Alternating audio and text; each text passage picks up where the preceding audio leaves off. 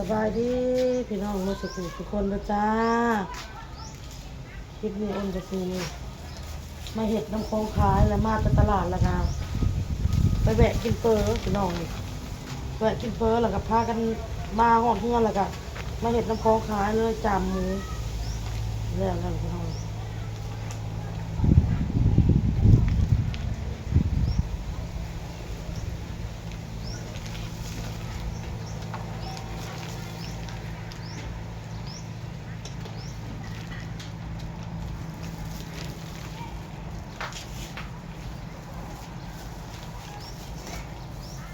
น้ำออก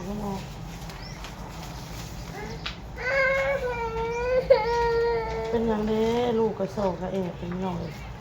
มีออเดอร์300 บาทจากผู้ใหญ่ใจดีเป็นโอนมาให้ตะวันนี่ค่ะ300ให้เอาไปแจกให้พ่อใหญ่พงแล้วก็ยายแอกับนางจ้อยแล้วก็เวลากับคิงเลยพี่น้องเลยคิงกับวันที่1กับไปเห็นงานแล้วล่ะพี่น้องไปเห็นงานเป็นเด็กเสิร์ฟ2 4 6 8 10 12 13ไม้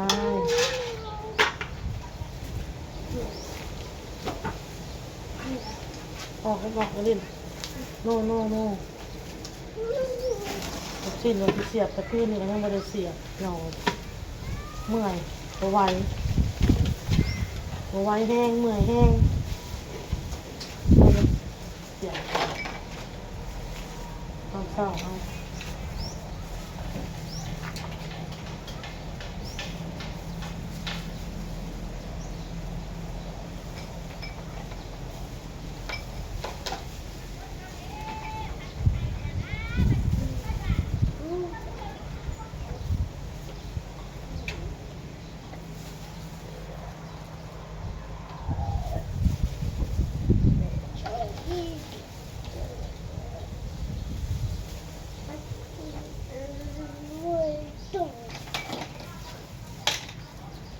จะอ้นออกไปขายแล้วอ้นก็สิย่าง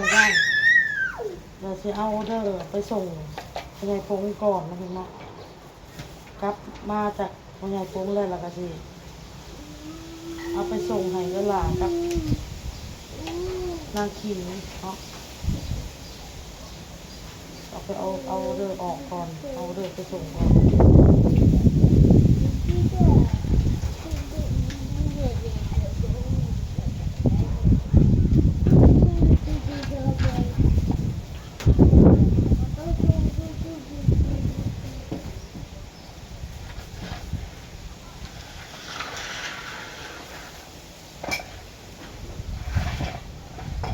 มีตูดไก่ปีกไก่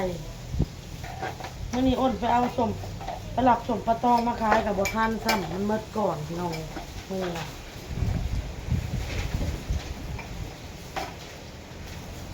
เมื่อก่อนก็เลยบ่ได้อัน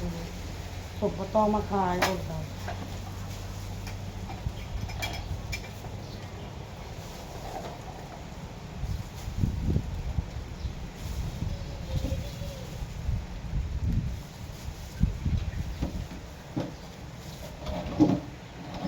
ดีโตดี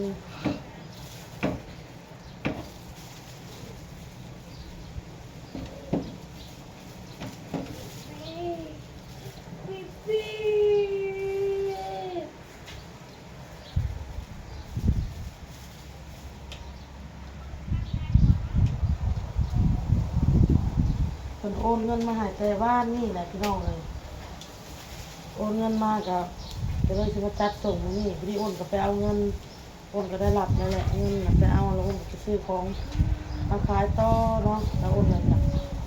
จัดออเดอร์ไปส่งตามเรื่องของเราขอบมุกขอบใจขอประคุณหลายๆเด้อเอ้ยเด้อพี่เด้อซื้อคนน่ะเพิ่นน่ะเขียนมาเป็นตัวไทยพี่น้องคนละอ่านซื้อนิดบ่ซื้อเพิ่นน่ะเพราะว่าตัวนอแล้วก็สระอิตัวตอเนาะซื้อนิดบ่ซื้อเพิ่นน่ะที่นิดบ่ขอบพระคุณเอ้ยเพิ่นหลายๆ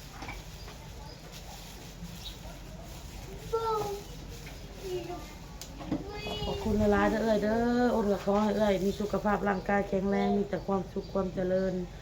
ปรารถนาสิ่งใดก็ขอให้ได้สิ่งนั้นเงินไหลน้องทองไหลมาขอบพระคุณหลายๆขอให้ร่ำให้รวยให้โชคให้มหาให้ถูกหวยรวยเบอร์เด้อขอบพระคุณด้วยพี่น้องเลย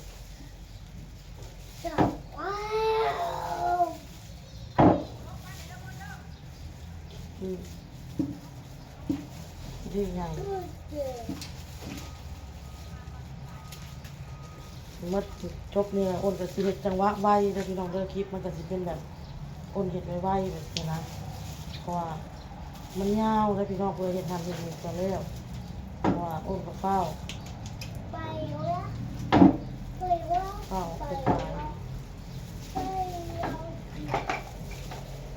ออโต้ก็จะได้สิใหญ่ไวๆสอนแม่ได้จะแอบก็สอน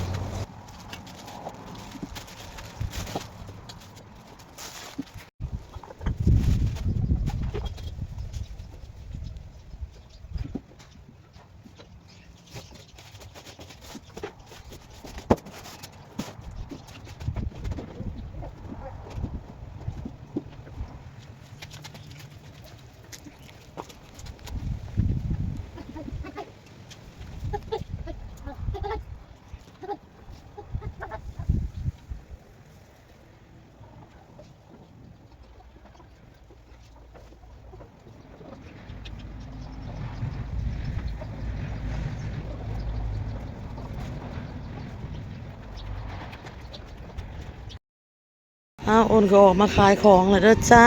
บัดนี้ค่ะสิลาก่อนเด้อพี่น้องเด้อคลิปนี้มันสิยาวคันบ่ลาค่ะพี่น้องออกมาปิ้งมีปิ้งตับปิ้งหมูพี่น้องลูกชิ้นเนาะปิ้งไก่ตูดไก่ปิ้งน้ำลังพี่น้องเพราะว่าเฮาสิเอาโตเครื่องที่เฮาเอามาสมมุติว่าเครื่องอ้นมาขายมื้อนี้เนาะมื้อมันยังอยู่อ้นก็ต้องเคลียร์มื้ออื่นออกมันหมดนั่นน่ะค่ะคืออ้นเอามาขายมื้อนี้ก็ถ้ามันบ่หมดมื้อนี้ก็มื้ออื่นมาขายต่อพี่น้องเข้ามาโตเข้ามาปิ้งตับมาขายเครื่องเลยเด้อพี่น้องรถก็จอดกันแล้วมากับออโต้อ้าวเห็นกุจิมันนั่นนี่ดึงขึ้นกว่าส่งนี่พวกเอ้ยน้องทองจับเล็กน้อยเอาลาแหละเด้อพี่น้องเด้อเดี๋ยวอ้นพ่ออาทิตย์หน้าเดี๋ยวอ้นสิจัดออเดอร์ไปส่งมีขอบคุณพี่นิดมากๆพี่นิดเพิ่นให้ออเดอร์อด300เนาะขอบคุณพี่นิดคนสวยมากๆจ้าให้ไปให้พ่อใหญ่ผงล่ะน้องขิงนางจ้อยยายแอเนาะพี่น้องเนาะ300 บาทขอบพระคุณหลายๆเด้อขอให้เจริญลาแล้วพี่น้องพอกันคลิปหน้าบัดนี้บ๊ายบาย